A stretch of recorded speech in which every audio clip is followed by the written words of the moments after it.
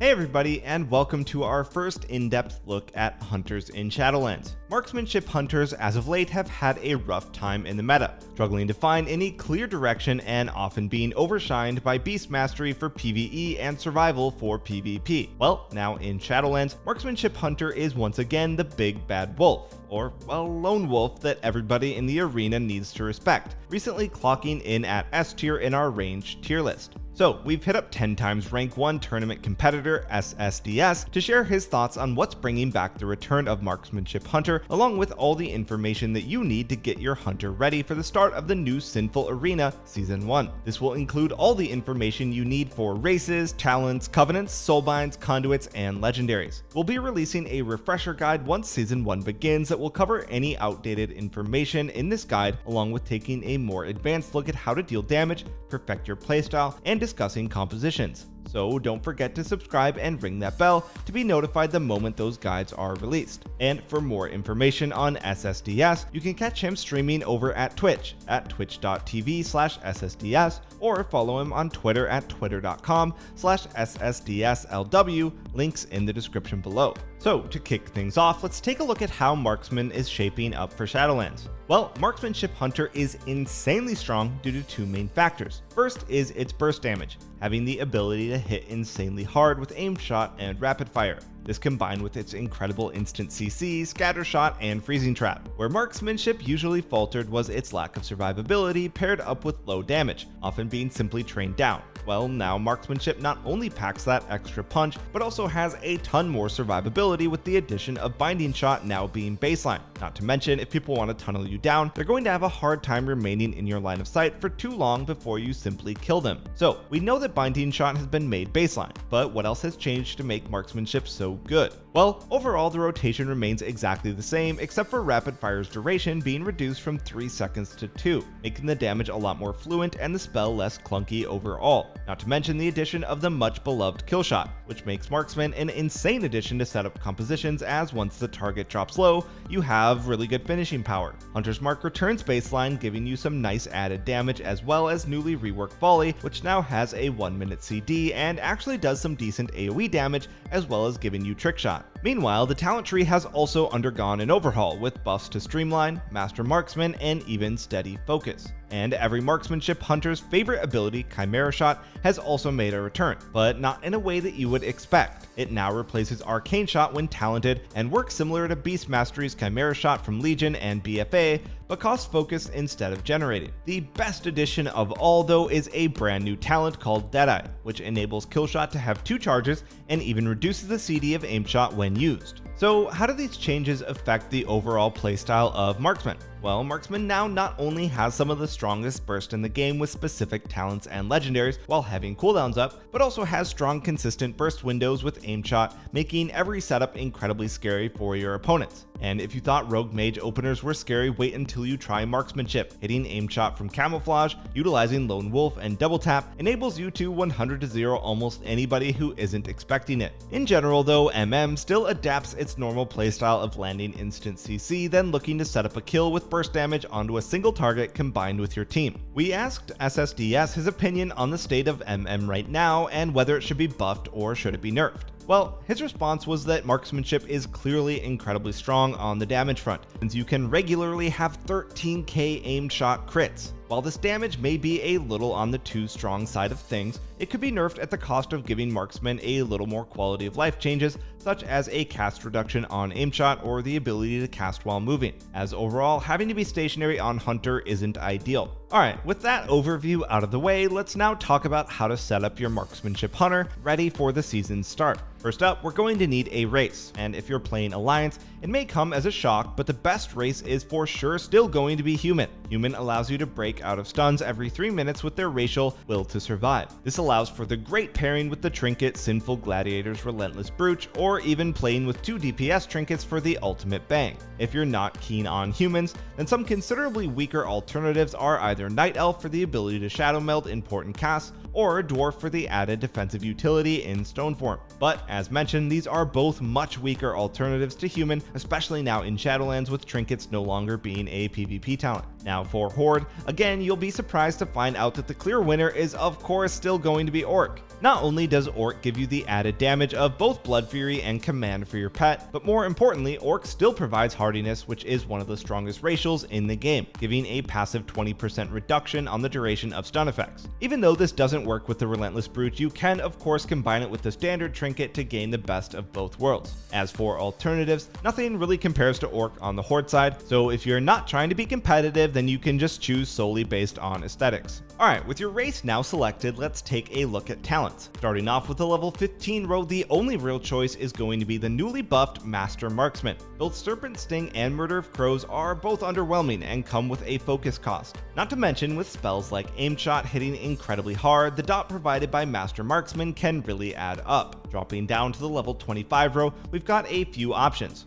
Careful Aim provides a boost to Aim Shot if used on high health targets, making it easy to play with and great for setup compositions, where you're looking to 100 to 0 every time you secure CC. Alternatively, Explosive Shot, while offering more damage, can break CC and requires focus. But if you're looking for a higher overall damage output in your composition, then this is a decent choice. On the level 30 row, there isn't much change from BFA. If you're playing something like Thug Cleave, which is when paired up with a rogue, or just doing any double DPS 2v2 for instance, then Camouflage is the clear winner for that added pressure in the opener. For extended games though, Natural Mending is always going to provide a much bigger benefit, and will be the obvious pick, giving you a shorter CD on your exhilaration based on the focus you spend. On the newly adapted level 35 row, the go-to talent here is Chimera Shot. Even though this spreads damage now, Chimera simply does more damage than Arcane Shot, and is often your second or even highest damage source in a prolonged game. If Rapid Fire ends up being buffed or Chimera being nerfed, then Streamline may end up being the go-to pick,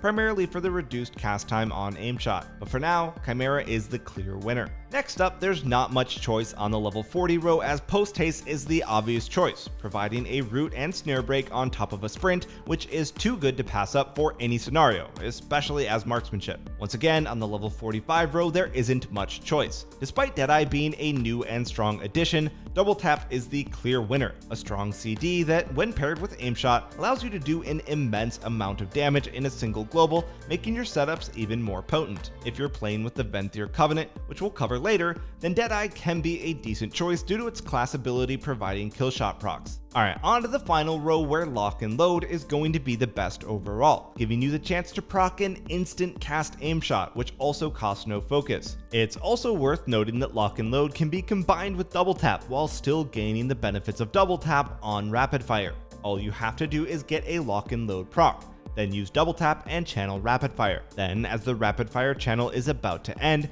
use your instant Aim Shot cast, which will hit twice thanks to Double Tap, giving you twice the value from this talent. Alternatively, right now it's also worth picking up Volley. The reasoning for this is not the damage, but the trick shot buff it grants. This can be combined with the legendary effect for some ridiculous damage, but we do expect this to be nerfed before release, although this is Blizzard we're talking about, so keep that in mind. Alright, now on to PvP specific talents, and your three defaults are going to be, first of all, Roar of Sacrifice. This is one of the most powerful defensive tools at your disposal, giving you the ability to make anybody on your team immune to critical strikes. Scatter Shot is your second default talent. Specific to Marksman, this can be used multiple ways and adds some nice added CC to your kit. You can use Scatter to peel for your team, stop casts, or simply make sure that your trap lands on the enemy healer. Then for your third PvP talent, it is recommended to take Survival Tactics. This gives you a 99% damage reduction for a short period after your feigned death, as well as removing all magical effects. This is just way too strong to pass up for PvP and has so many uses. However, I do also want to note that on specific maps and against specific classes, like Restoration Shamans for instance, the knockback of High Explosive Trap can be a great option to tech in.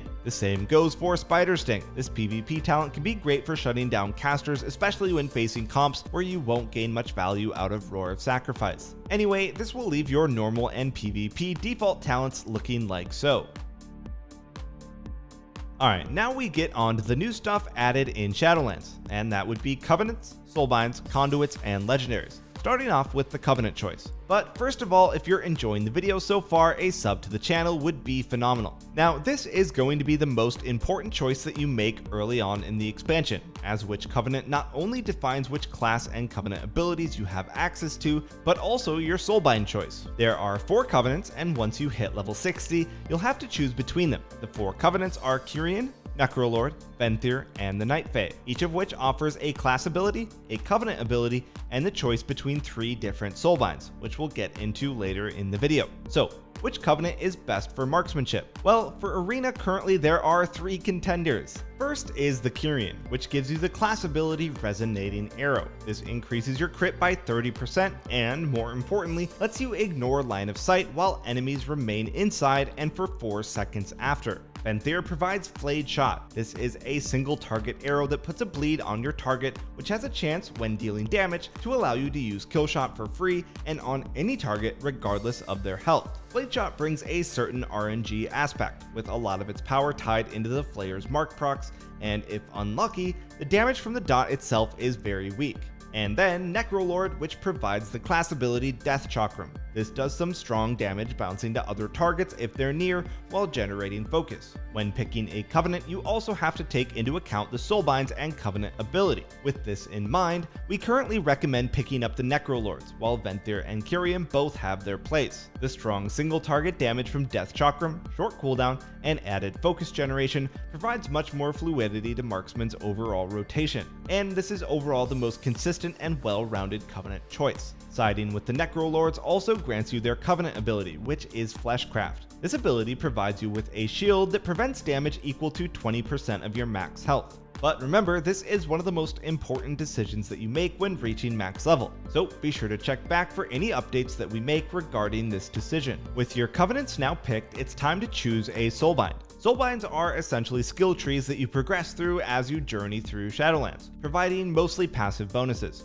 The 3 soulbinds available for Necrolord are Plague Deviser Merilith, Emily, and lastly Bonesmith Hermir. Out of the 3, we recommend siding with Plague Deviser Merilith, as for PvP this provides the most optimal passives, mainly the added defensive of Ooze's frictionless coating and the ability to immune CC when using Fleshcraft thanks to the Ultimate Form soulbind ability. So this is what our recommended route would look like, which might leave you wondering why is half of it empty? Well, that's because we need to fill in these spaces with what's known as conduits. Well, what are conduits? Conduits are placed into 3 categories: endurance, finesse, and potency. For potency conduits, there are 5 choices, 4 class specific and 1 covenant. We've got brutal projectiles, deadly chain, powerful precision, and sharpshooter's focus. On top of that, we have the covenant specific conduit, which is necrotic barrage. Then for endurance conduits, again, we have 4 options: harmony of the Tortolan, marksman's advantage, rejuvenating wind, and resilience of the hunter. Lastly, finesse conduits provide additional utility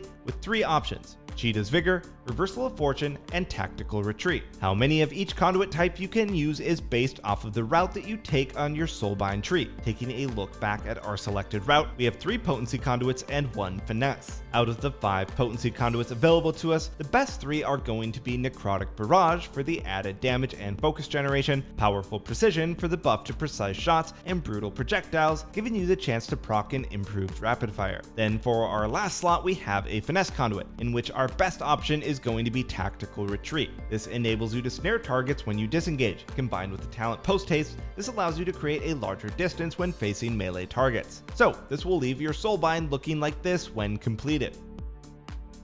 Alright, that now brings us to our final section. Which legendary should you craft for PvP? Currently, as it stands, all legendaries are active in Arena, and you may only equip one at a time, but this could change potentially later down the line. For Marksmanship Hunter, there is one clear winner right now, which is Serpent Stalker's Trickery. How this works is that if you hit a target with aim shot while the trick shot buff is active, you also fire an arcane shot, which naturally translates into a chimera shot if you spec into it. Combining this with double tap, you can put out an unreal amount of damage to your target and all those around them, all buffed by precise shots. And you can take this one step further by speccing into the talent volley for a guaranteed trick shot every 1 minute. Although this legendary is very clearly way overtuned and possibly bugged right now, so when or if this inevitably gets fixed, the fallback legendary is going to be the Craven Stratagem. What this does is reduces Feign Death's CD to 15 seconds and causes it to remove most negative effects on you. Now, you'll be surprised by how many abilities are affected by this. Things like bleeds, curses, and other strong debuffs all get removed,